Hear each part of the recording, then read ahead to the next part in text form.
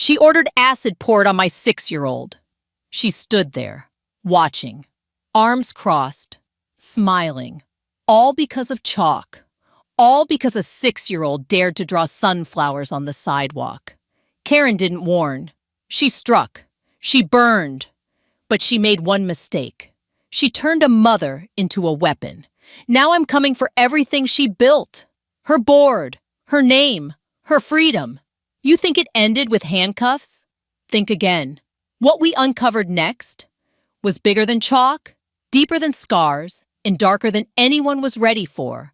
The chalk dust still lingered in the afternoon light, soft and pastel against the pale concrete.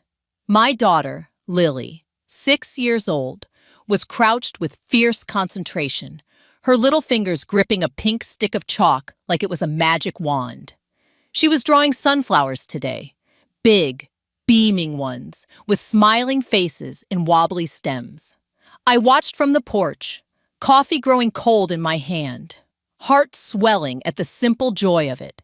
Then she appeared, Karen Madsen, HOA president, cold-blooded, polished, and power-drunk. She strutted down the sidewalk like she owned it, red heels clicking, clipboard clutched like a weapon, oversized sunglasses hiding eyes that never blinked. She stopped right at the edge of Lily's masterpiece and sneered. "You've been warned, Grace," she snapped, not even glancing at me. "Sidewalk defacement violates Code 3.7. Again." I stood, slowly, my voice cut like a whip. "She's a child, drawing with chalk. That's not defacement. That's joy." Karen turned, that smug smirk spreading like rot. Joy? To you, maybe. To the HOA, it's visual pollution. I stepped off the porch, clenched fists at my side. "You send letters. You take photos of a 6-year-old like she's some kind of criminal. What's next? A citation for breathing too loud?" Karen didn't flinch. "If that breathing disrupts visual harmony, yes." My blood boiled. Lily looked up, wide-eyed, sensing the shift in air. "You don't scare me, Karen," I hissed. "You'll back off. Now." Karen leaned closer, whispered us loud enough. "This street doesn't belong to you, Grace. Not anymore." And just like that, she turned and walked off, heels stabbing the pavement with every step, as if erasing Lily's flowers one click at a time. I didn't know it then, but that was the moment war began. And I would burn the rulebook she worshipped, page by page, before I let her touch my daughter again. 2 days passed. 2 quiet, seething days. Then the envelope arrived, sealed, official, HOA letterhead, gleaming like a threat. I didn't even open it before I knew. I tore it in half and dropped it in the trash. But Karen wasn't done. That evening, while Lily was brushing her doll's hair on the porch, a man in a reflective vest showed up. Tall, wiry, sunglasses on at dusk. He didn't speak to me, just paced along our sidewalk, scribbling notes onto a tablet. Then he crouched, inspected a faint chalk petal still lingering from Lily's drawing. "She's 6, I snapped from the doorway. "And it rained last night. That's not defacement. That's childhood." He didn't respond, just muttered something into a radio clipped to his shoulder and walked away. 30 minutes later, Karen showed up. She didn't knock, just let herself into the yard like she paid the mortgage. "You're escalating this, Grace," she said, lips tight with self-importance. "I tried to handle this quietly, but your refusal to comply has forced our hand." I stepped between her and Lily. "You've got a problem with chalk, Karen? Take it up with Crayola." Karen pulled out her clipboard like it was a judge's gavel. Per HOA Resolution 4.9, all decorative residue on common access walkways must be removed within 48 hours. Failure to comply authorizes the board to initiate corrective cleaning. "Common access?" I laughed bitterly. "That's my sidewalk. My property line runs 6 feet from the curb." Karen leaned in, voice venomous. "We'll clean it, Grace. With or without your approval. I stared at her, heart pounding. She turned on her heel and walked off, coat flaring behind her like a villain in a courtroom drama. I held Lily tighter that night. And when I checked the HOA's budget report the next morning, a new line item had appeared. Surface remediation, expedited chemical removal. My hands trembled. She was planning something, and I wasn't going to let her get near my daughter again. If you knew the second Karen walked onto my property, pointed at Lily's drawing, and called it visual pollution, that she wasn't just enforcing rules, she was planning something cruel. Type 8 in the comments. Because that wasn't about chalk. It was a setup. The air was too quiet that Saturday. Not peaceful, staged, like the calm before a house explodes. Lily was outside, cross-legged, humming to herself as she drew on the sidewalk. Her Who cowco, giraffe, wore a birthday hat and glasses this time. She was giggling to herself, completely unaware. I watched from the window. Something in my gut twisted. I should have pulled her in. I should have listened to that inner scream clawing up my spine. Instead, I turned to pour a cup of coffee and heard her scream, the kind of scream that freezes the blood in your veins. I dropped the mug. It shattered on the floor. I ran. Lily was collapsed on the sidewalk, writhing. Smoke was rising from her legs and arms. The colors of her chalk drawing were bubbling, melting into her skin. And standing over her, holding an empty container, was a man in an HOA vest. Karen stood a few feet away, arms crossed, sunglasses on, watching, smiling. I roared. "What the hell did you do?" The man flinched. Karen didn't. "She was warned," Karen said flatly. "We're enforcing code." I dropped to my knees, scooping Lily into my arms. Her skin was blistering, her dress soaked in acid and tears. "Oh my God. Baby, stay with me." Lily couldn't even cry, just shallow breaths and wide, terrified eyes. "You poured acid on a child!" I screamed. Karen tilted her head. "It's a concrete-safe chemical solvent. The label says non-toxic. To adults, maybe. You targeted her. You knew she was there." Karen didn't deny it. She didn't say a word, just lifted her phone and started typing. I snapped. I stood up, Lily in my arms, blood and skin sticking to my shirt, and I marched toward her. "You watched my daughter burn." She was defacing a shared surface. She was drawing with chalk. She was 6, and now you've scarred her for life. Karen stepped back, her face twisted, not in guilt, but in annoyance. "I suggest you calm down before you make threats that get you removed from the HOA entirely." I took one more step. "If my daughter dies, I swear on everything I have ever loved, you will not see sunlight again." Sirens wailed down the block. Neighbors poured out of their homes, frozen in shock. Someone was recording. Good. Let them all see what she did. Let the world watch Karen Madsen stand over a burning child like a queen, defending her pristine little kingdom. Let them hear Lily's whimpers. Let them see the melted chalk. And let them remember, this wasn't an accident. It was a decision. A line crossed. A war declared. The ambulance doors slammed shut. Lily was inside, strapped, sedated, barely conscious. Her legs were wrapped in white gauze, pink, from blood seeping through. The paramedic's voice still echoed in my head. "We're treating for chemical burns, possibly 2nd or 3rd degree." My hands were trembling. Her blood was on my arms, her skin still stuck to my shirt. And Karen was still here. She hadn't left. She stood on the edge of the lawn, arms folded like a statue of contempt, talking into her phone like nothing had happened, like she hadn't just overseen the torture of a 6-year-old child. I marched across the grass. Someone tried to grab my arm. I shook them off. You watched her scream. Karen didn't even flinch. The solvent was scheduled for application today at 3 p.m. Your daughter was in a restricted area. She was on our damn sidewalk. Sidewalks are HOA-regulated common ground. You think that gives you the right to pour acid on a child? Karen's tone was ice. Your failure to maintain boundary awareness does not constitute negligence on my part. You gave the order. I saw you nod. You knew she was there. You knew she was drawing. And you still said, do it. She turned to me, slowly, with that same hollow smile she wore the day she first threatened us over chalk. You're unstable, Grace. Maybe you shouldn't be raising a child at all.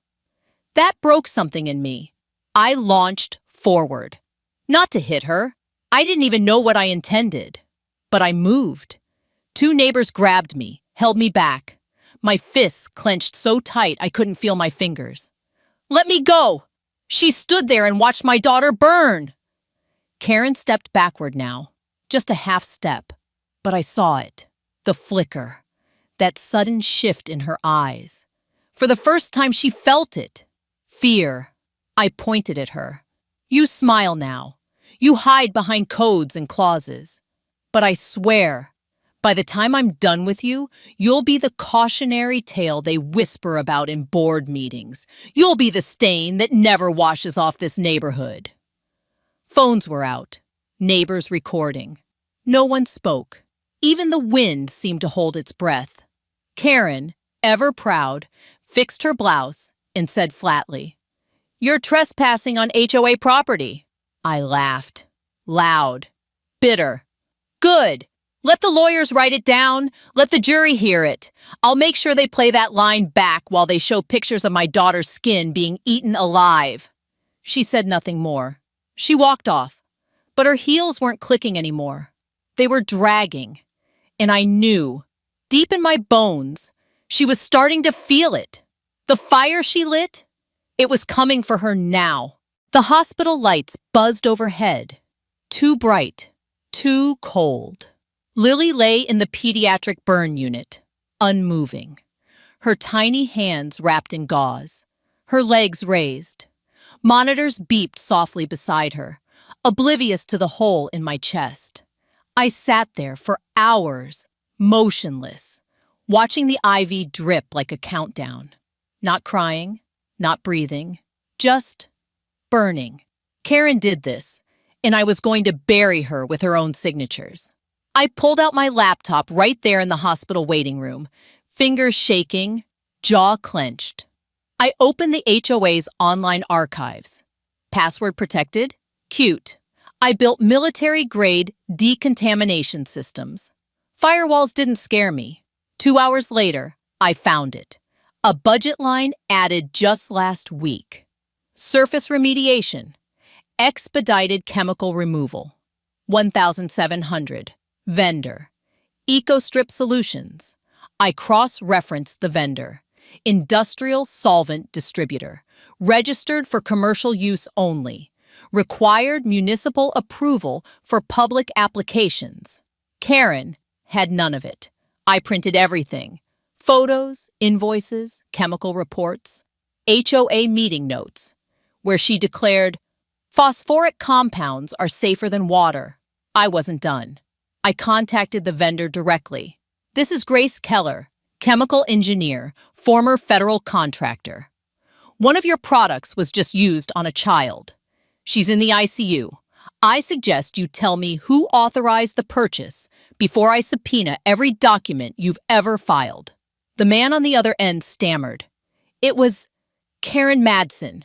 She picked it up herself, said it was for graffiti control. I recorded the entire call. Then I called the local news. 3 hours later, a camera crew stood in my front yard. I didn't need to cry, didn't need to scream. I just held up a photo of Lily's bandaged legs and said, this was the cost of chalk. This was a 6-year-old punished for drawing flowers. And this woman, I held up Karen's HOA photo, Approved a military-grade solvent to erase childhood from a sidewalk. It went viral overnight. Karen tried to spin it, of course. She released a statement calling it an unfortunate misunderstanding. She had the audacity to say, "We all grieve for Lily, but compliance is not optional." I fired back in front of reporters. This wasn't grief.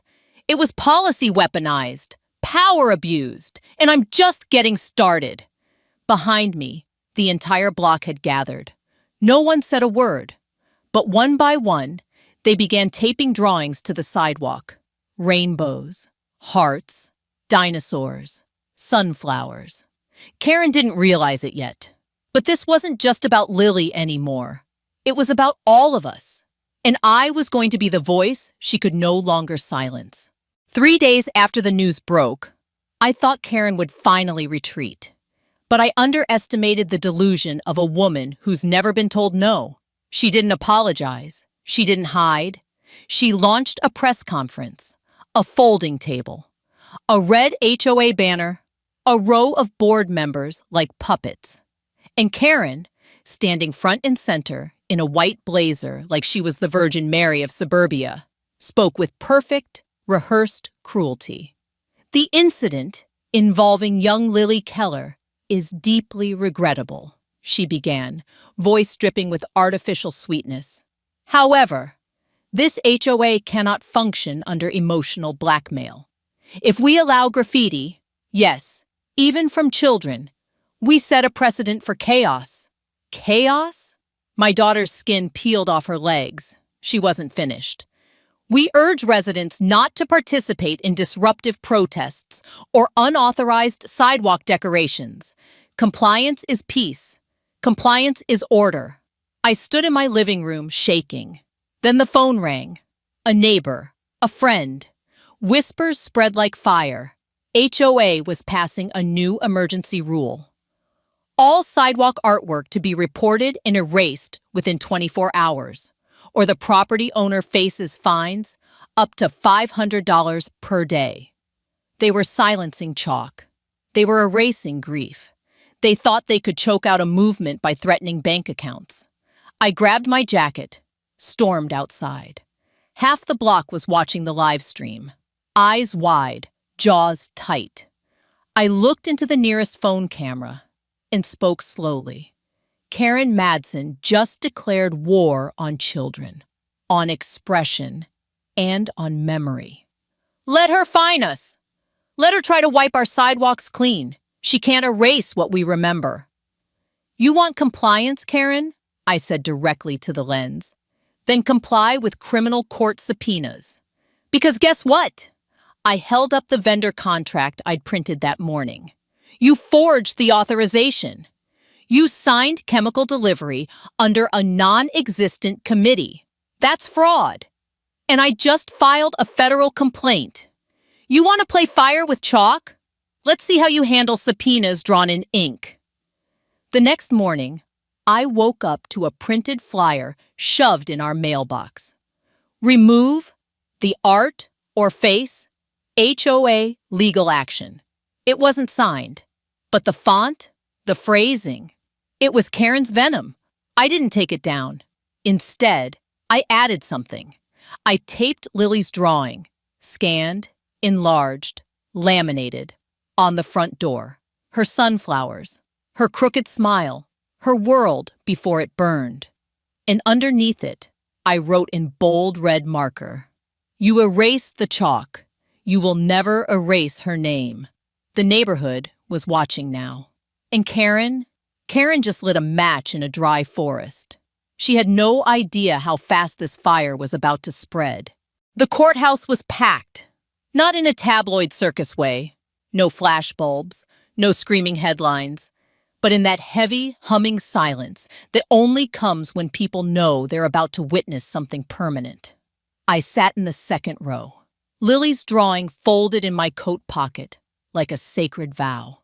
She was still in the hospital, but stable now, finally able to eat, finally able to smile when the nurses made terrible balloon animals. I told her I'd fight in her place today. She just whispered, Make it loud, Mommy. Karen arrived 15 minutes late. Of course she did. White blazer, dark glasses, clipboard.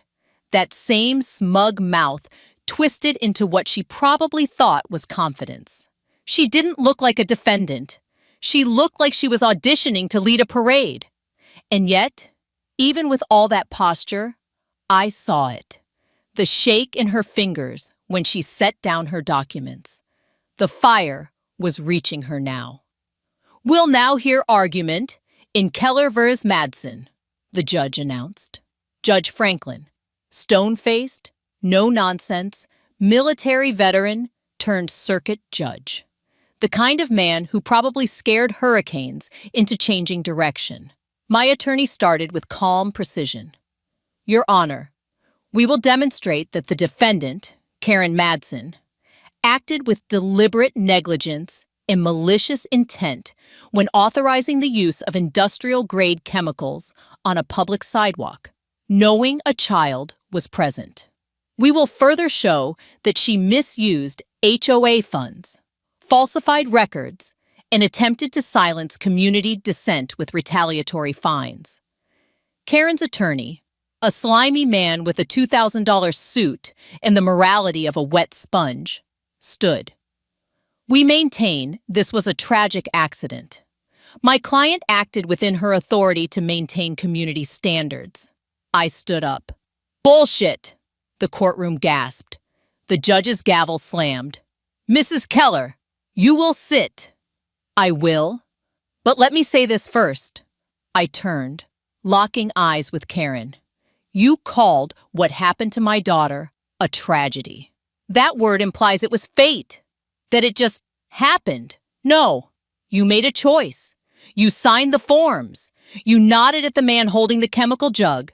You watched my child scream and you didn't flinch. Karen's mouth opened, then closed. The judge didn't stop me. You weaponized policy. You covered your hands in ink and called it justice. But that ink dripped down onto my daughter's skin. And now, every time she looks at her legs, she'll remember your name. Silence. Then my lawyer approached the screen. We'd like to submit Exhibit C, video footage from the neighbor's security camera. The screen lit up, grainy but clear. Lily drawing, the HOA contractor walking up, Karen in the background, arms folded. Then, the nod. And seconds later, Lily screaming. The room held its breath. Karen turned pale. Her lawyer whispered something. She didn't blink, didn't speak. The judge leaned forward. Mrs. Madsen, do you deny giving authorization for the chemical application on that date? She tried to recover. I didn't know the child was— Objection, my attorney barked. Intent is irrelevant. The harm occurred. The order was signed. Judge Franklin nodded.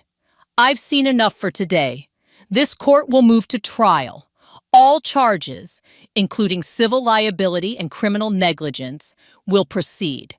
Until then, you are barred from issuing any HOA directives. Effective immediately. Karen froze. You can't do that, she hissed. I just did, the judge replied. She turned to me, eyes wild, lip twitching. You think this is over, Grace? I stepped forward, voice cold, steel. No, but you just lost the one thing you loved more than power, control. And for the first time in weeks, I smiled. Karen lost her voice in court, but she hadn't lost her venom. The next morning, someone defaced Lily's laminated drawing on our front door. They didn't tear it down. They smeared black paint over her sunflower, just enough to obscure the smile. Cowardly, silent, cruel. But I recognized the paint. Same shade Karen used for her decorative border compliance stencils. Same brand sitting in the HOA storage shed I used to help maintain before I saw the rot underneath. She wanted to send a message, so I sent one louder. I rolled out buckets of sidewalk chalk in front of my house and set up a folding table. Lily's classmates came first, then neighbors. then strangers from other neighborhoods. People brought snacks, music, folding chairs. By noon, the entire block had transformed. Dinosaurs, stormtroopers, Bible verses, pride flags, veterans' logos. One little boy drew a rocket ship and wrote "Fuel for the Fight" underneath it. No one asked permission, because this was ours now. And when a new HOA flyer was slipped into my mailbox, unsigned, of course, it read, Section 12.6 prohibits gatherings without HOA approval. Cease immediately. I marched to the HOA office and stapled the flyer to the door. Right next to it, I taped a blown-up version of Karen's subpoena. "Let's see which rule the court respects more," I muttered. Karen didn't show her face for 2 days. Then, like clockwork, she struck again, through proxy. HOA board members started quitting, one by one. Quiet exits. No statements, no emails. And then came the letter. Typed. No logo, hand-delivered. Dear Ms. Keller, due to your actions inciting community unrest, you are being reviewed for permanent removal from the association registry. Effective pending vote. Signed, Acting Interim President, HOA Compliance Committee. Karen wasn't just clinging to power. She was rebuilding it in the dark. I crumpled the letter and tossed it. Then I picked up my phone and hit record. Karen Madsen is trying to remove me from my own neighborhood for defending my daughter. She poured acid on a child. She lost in court. And now she's crawling back behind fake committees and unsigned letters. She thinks we'll break. So let's break something else. The system that lets people like her hide behind rules. By morning, the video had 1 million views. And outside, someone had drawn a massive message across the sidewalk in red chalk. You erased the chalk. You couldn't erase us.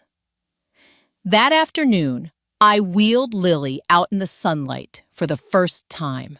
Her legs were still wrapped, but her grip was strong when I handed her a piece of purple chalk. She bent down slowly and drew a single, wobbly sunflower and whispered, "Mommy, can she paint over this?" I smiled. Let her try. The final vote wasn't held in a boardroom. It happened in the park. The same park where Karen once banned hopscotch because the lines were too disruptive to foot traffic. Over 200 residents showed up. Teachers, veterans, teenagers, parents with babies and strollers. And in the center, a stage with 2 chairs. One was for the mayor, the other was for Lily. She wore a white dress with sunflowers stitched across the hem. Her legs still wrapped, her steps still shaky, but her spine straight as steel. Karen tried to show up, wearing her red blazer, wearing defiance like perfume. But this time, no one clapped. When she walked past the chalk mural, now sealed in protective laminate with Lily's name carved in bronze, she flinched, because her legacy wasn't the policies. It was the scars. When Lily stepped up to the mic, the entire park hushed. She didn't speak loud. She didn't need to. I thought drawing flowers was okay. She said it wasn't. But when I got hurt, you all drew them for me. She looked at Karen, eyes unwavering. You tried to erase me, but I'm still here. Silence. Then thunderous applause. Karen turned pale. She tried to leave quietly, but someone stopped her. Judge Franklin, wearing civilian clothes, arms crossed. You're not going anywhere. The criminal trial starts next week, and the city's launching an ethics probe into your entire board history. Karen's jaw trembled.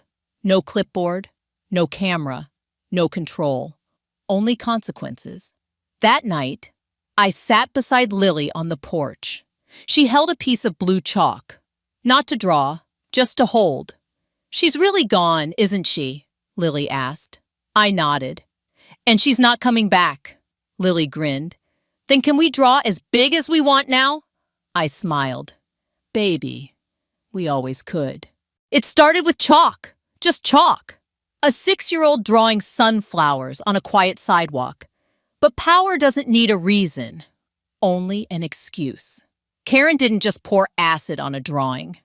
She poured it on innocence, on trust, on the idea that children can feel safe being seen. And maybe that's the real lesson here, because the worst kind of evil doesn't always scream. Sometimes it smiles politely, sometimes it wears a clipboard, sometimes it calls itself the rules. But here's what Karen didn't count on. She didn't count on a mother who refused to bow. She didn't count on neighbors choosing community over compliance. And she certainly didn't count on a 6-year-old girl with wrapped legs and a purple stick of chalk, drawing again. Because when you try to erase a child's voice, you don't silence it. You amplify it. And what started as one drawing became a movement. One scream became a courtroom. One sidewalk became a symbol. So maybe the lesson isn't about HOA policies or even punishment. Maybe it's about remembering that your voice matters, even when someone powerful tells you it doesn't, especially then. Because the world changes not when power enforces silence, but when the silenced speak louder than fear. Now I want to hear from you. Have you ever faced someone like Karen? Someone who hid behind rules to do harm? What would you have done if it were your child on that sidewalk? Tell me in the comments. Even if it's just one word, even if it's just the number 9, to show you made it all the way to the end. And if Lily's story moved you, if it made you angry, hopeful, or ready to stand up for someone else, then do 3 simple things. Hit subscribe, tap like, share this video with someone who still believes in decency, because no child should ever bleed for being joyful, and no mother should ever fight alone. This isn't just a story, it's a reminder. Sometimes justice starts with a single piece of chalk, and someone brave enough to pick it back up.